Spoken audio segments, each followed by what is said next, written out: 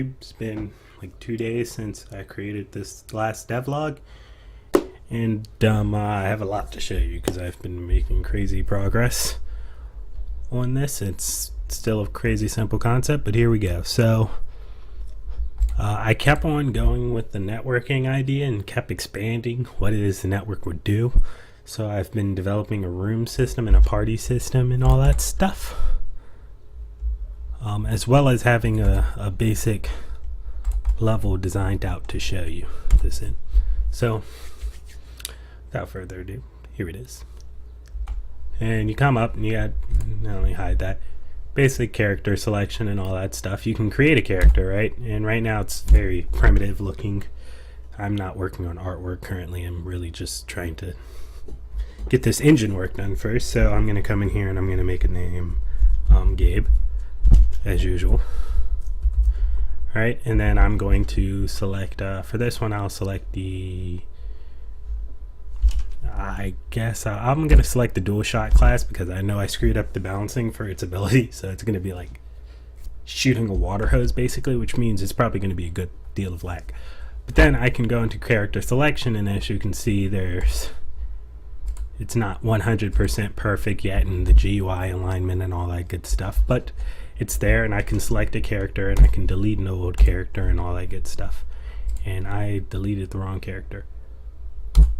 Well then, try this again. Take two. Okay, character creation, Gerb, and then I'll pick the dual shot class, and then I'll go in here. You can see that I can select him, and then yada yada yada. Select. Right, and then I can create a room. Create room. And then this is kind of going to be the level selection type deal for whenever you're in a party or whatever, whatever group or room you're in will bring you up to a level selection room, and eventually you'll list everyone that's inside of the room, and everyone will be able to vote on what level it is you guys go on to next, and yada yada yada. But for now it's just that. And here we go. So I have a basic level, no artwork yet again. Maybe I'll make another devlog later on tonight or tomorrow talking about artwork and art style, and I'll probably start going into like the narrative that I'm starting to think up for this this game here. But here we go. And that's not supposed to happen. That's not supposed to happen. I'll be right back. I made a really dumb mistake when switching around the scene editor, because essentially the way this whole system is working is I have this network object that kind of floats around from scene view to scene, from scene to scene, and then it kind of responds according to what scene it's in. But for some strange reason, not even for some strange reason, simply me not paying attention, and something that I put in by hand before now needs to be like scripted in, that way it checks for it. It was the spawners, of course, that's why you weren't seeing any objects there. So yeah, test 2.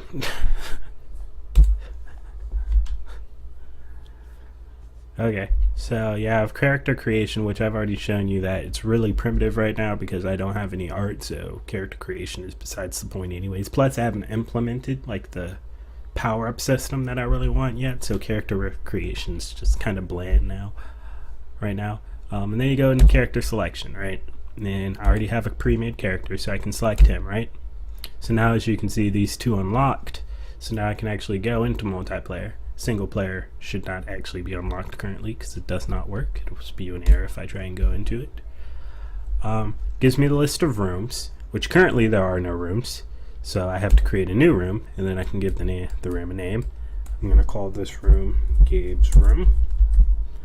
Then I create the room, and there we go. It takes me back to this. I've already talked about this. You have your intro and all that stuff, and then boom, now we're in a level.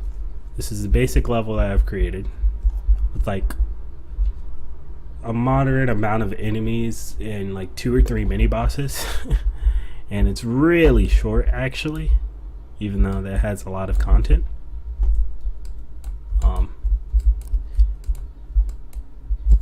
and as you can see, I can combat these characters. Now this looks crappy right now, of course, because I'm using like this character who has like a freaking water hose of bullets, which I'm actually surprised didn't light me up. But okay, this stuff isn't balanced right, but notice that I do have this here, and all of this stuff is still accurate. See, now my bullet speed is quite faster than it was before, notably faster than it was before. So I can come up here. This is the mini boss I was talking about, who's actually fairly hard to fight. So he's just like the normal characters, except his bullets move twice as fast. They're hit twice as hard, but he doesn't move. Really simple AI. And I will kill him yet again because of my water hose. And then just moving right along. We have some characters, and I can upgrade my bullet damage, so that's easier to kill these guys. Okay, interesting thing about bullets that I can probably show here soon after I get to the boss is bullets actually have health themselves. So if you shoot a bullet enough times before it gets to you, you can actually destroy it. If I can give you a good example of that there. As you saw. Do it again. Oh, well, now he's dead. But if rewind that, you can see that the bullets do indeed have health and all that good stuff. Also notice that this is partially the problem of the water hose, but the characters are rotating uncontrollably. They're supposed to be interpolating between the correct points and the computer's calculations, but it's not right now, because whenever I shoot them, the rigid body has a mind of its own, and I'm not actually syncing the rigid body through the network view, so that's why that's happening. So that's just something for me to fix later on.